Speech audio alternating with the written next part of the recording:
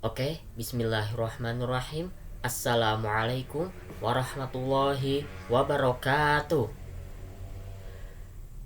Perkenalkan, nama saya Muhammad Mahdi Fikya Sulaiman dari kelas TI 24C dengan NIM 20240040293. Di video kali ini, saya ingin menjelaskan tentang materi perkuliahan algoritma dan struktur data. Agenda: binary search, bubble sort, quick sort, tree, dan graph. Untuk materi yang pertama yaitu binary search. Binary search adalah sebuah algoritma pencarian yang sangat efisien untuk menemukan suatu elemen tertentu dalam sebuah daftar data yang telah terurut. Algoritma ini bekerja dengan cara membagi-bagi daftar menjadi dua bagian secara berulang-ulang hingga ditemukan elemen yang dicari atau dipastikan bahwa elemen tersebut tidak ada dalam daftar. Cara kerja binary search. Yang pertama, urutkan data. Pastikan data yang akan dicari sudah terurut, baik secara ascending atau menaik maupun descending atau menurun. Yang kedua, tentukan nilai tengah. Cari nilai tengah dari daftar data. Yang ketiga, bandingkan. Jika nilai tengah sama dengan nilai yang dicari, maka pencarian selesai.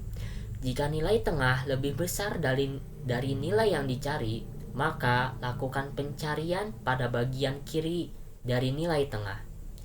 Jika nilai tengah lebih kecil dari nilai yang dicari, maka lakukan pencarian pada bagian kanan dari nilai tengah. Yang keempat, ulangi. Langkah 2 dan 3 diulang terus-menerus sampai nilai ditemukan atau daftar yang dicari menjadi kosong. Nah, ini adalah contoh kode Python dari binary search. Untuk materi selanjutnya yaitu bubble sort. Bubble sort adalah salah satu algoritma pengurutan yang sederhana, namun mungkin kurang efisien untuk data dalam jumlah besar. Konsep dasarnya adalah dengan membandingkan elemen-elemen berdekatan secara berulang-ulang, lalu menukar posisinya jika tidak dalam urutan yang benar. Proses ini akan terus berulang hingga tidak ada lagi penukaran yang terjadi, yang menandakan data sudah terurut. Cara kerja bubble sort. Yang pertama, iterasi. Algoritma melakukan beberapa iterasi melalui seluruh daftar data. Yang kedua, perbandingan. Pada setiap iterasi, elemen-elemen berdekatan dibandingkan. Yang ketiga, penukaran. Jika elemen pertama lebih besar dari elemen kedua, atau untuk pengurutan ascending, maka keduanya ditukar. Yang keempat, pengulangan. Proses perbandingan dan penukaran diulang untuk seluruh elemen pada setiap iterasi. Yang terakhir, terminasi. Ketika satu iterasi selesai tanpa adanya penukaran, berarti data sudah terurut dan algoritma berhenti. Nah, ini adalah contoh kode Python dari bubble sort. Untuk materi selanjutnya yaitu quick sort. Quick sort adalah salah satu algoritma pengurutan yang paling efisien dan populer. Algoritma ini bekerja dengan prinsip pecah dan kuasai. Data yang akan diurutkan akan dibagi menjadi partisi-partisi yang lebih kecil. Kemudian, partisi-partisi ini diurutkan secara rekursif. Cara kerja quick sort. Yang pertama, pilih pivot. Sebuah elemen dari daftar dipilih sebagai pivot. Pivot ini akan menjadi titik acuan untuk membagi daftar, untuk membagi data. Yang kedua, partisi. Data dibagi menjadi dua bagian, yaitu elemen yang lebih kecil dari pivot ditempatkan di sebelah kiri pivot, dan elemen yang lebih besar dari pivot ditempatkan di sebelah kanan pivot. Yang ketiga, rekursi. Proses partisi dan pengurutan dilakukan secara rekursif pada kedua bagian hasil partisi hingga seluruh data terurut. Nah, ini adalah contoh kode Python dari Quicksort. Untuk materi selanjutnya yaitu tree. Tree atau pohon dalam ilmu komputer adalah salah satu struktur data non-linear yang sangat penting. Struktur ini digunakan untuk mempresentasikan hubungan hierarkis antara elemen-elemen data. Cara kerja tree. Yang pertama, representasi. Pohon biasanya direpresentasikan dalam memori komputer menggunakan pointer atau referensi. Setiap node memiliki pointer ke anak-anaknya. Yang kedua, pencarian.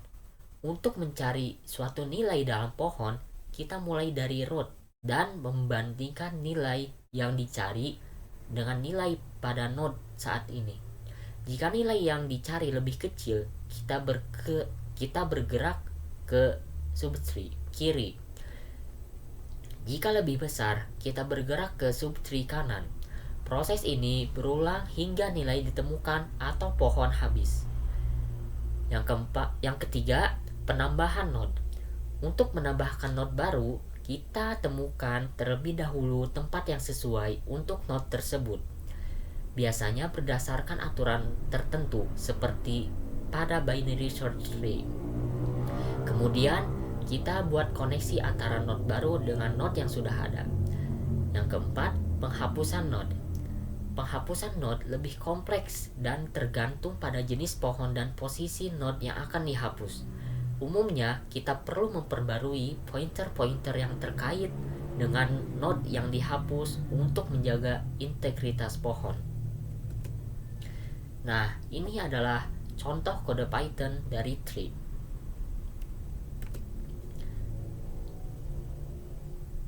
Nah, materi yang terakhir yaitu graph.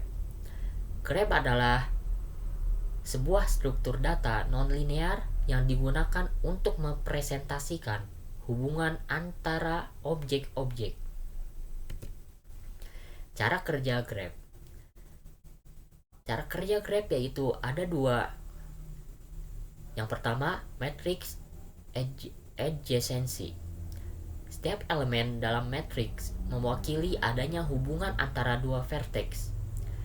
Jika ada HG dari vertex I ke vertex J, maka elemen pada baris I kolom J bernilai 1. Jika tidak ada, maka bernilai 0.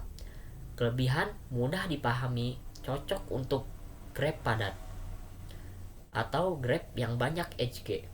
Kekurangan membutuhkan banyak memori untuk graph yang jarang atau graph dengan sedikit HG. Yang kedua, daftar adjacency. Setiap vertex memiliki daftar yang berisi semua vertex yang terhubung dengannya. Kelebihan, efisien untuk graph yang jarang karena hanya menyimpan HG yang ada.